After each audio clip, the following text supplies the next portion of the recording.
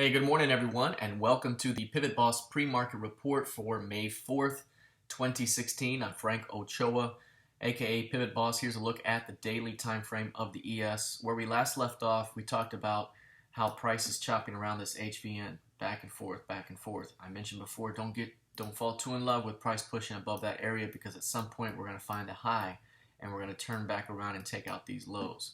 And I mentioned before that as price sits around 2061, there's not a whole lot of edge there. You have to wait for price to rotate either to one side of rejection or the other. And right now, prices are kind of slinking through 2061s. You can see how this is the current overnight and pre-market high heading into the RTH session is below 2061s and also below the previous close.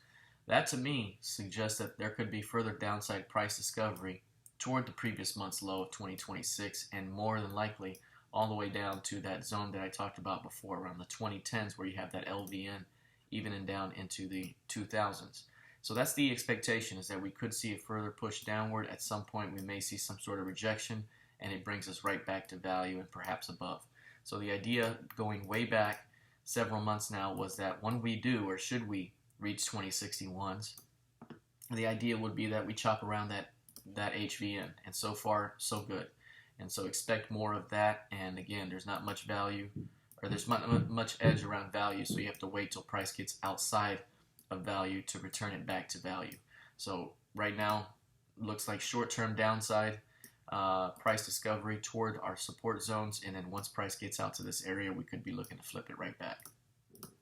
Looking at the intraday time frame, here's a look where you can see prices pushing below the previous week's low of 2045s, holding below those 46s, which were very important, and is now at the 25% PivotBoss expansion level for the day, 2041s, which is holding. So there's a lot of key pivots here. I think I'm going to concentrate right now on 2041s here, and also this 2048.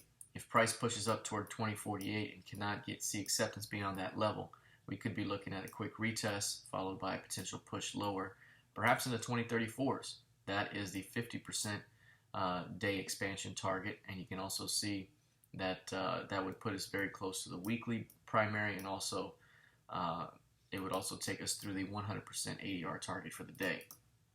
So any acceptance back above the previous week's low here. So if price can't go, acceptance above this 2045 or above the previous week's low could bring us right back to value at 2059.5. So if these shorts don't get paid, then they could wind up getting their stops run and squeezed. Let's take a look at crude oil here. Crude oil in a daily time frame. We've been talking about the potential to see some sort of rejection.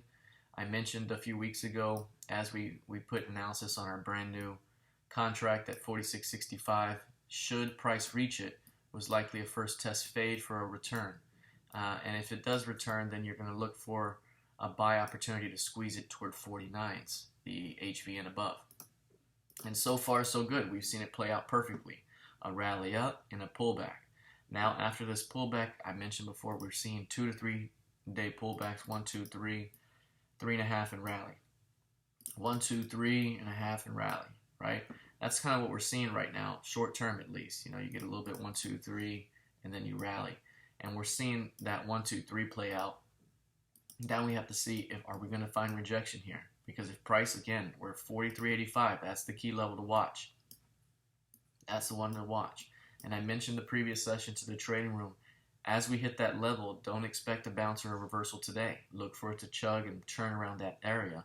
And if prices fail to hold and see acceptance below 43.85, that could be the trigger that finally sparks you back up and into your next upside targets. So keep an eye on 43.85 and 44s. If prices fail to see acceptance below that zone as a box reversal is forming on an intraday time frame, that could lead to an upside squeeze. So relating this to the intraday, here's the box that I'm talking about right here.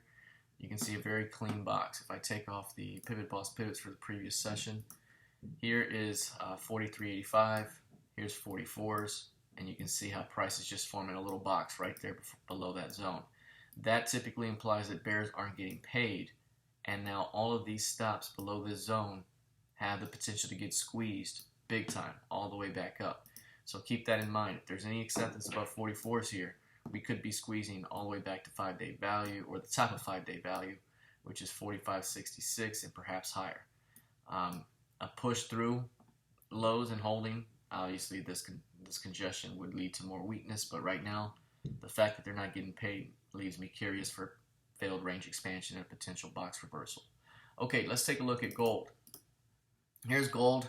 We were talking about how this day right here, the way it pushed into 1301.80 and rejected, implied a likely impulse top after this impulse low, and we were looking for a retracement back to 1267.30. That would basically cement the key range, and then we have a great key range to trade from. And the idea was that should price pull back to the previous high or into resistance, that zone right there was an area to defend as a bear.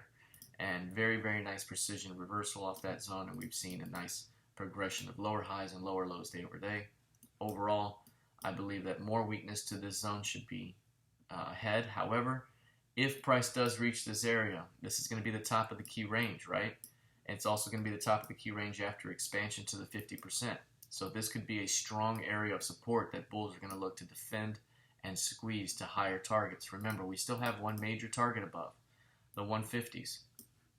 1338 to 1341 is the 100% expansion targets from both of the key ranges that we have over the last several months. So that's a double confluence of area of targets up there that I believe the market will want to go get. And so if price returns to this zone, this is where you want bulls to perhaps come in, defend, and then look for a final squeeze into 1338 to 1341. Obviously, failure to hold 65s upon a retest opens up a move back to the previous lows of 1229. So that's the current idea for gold as it continues to play out. So far, we've been right on top of it. All right, here's a look at the daily time frame right now.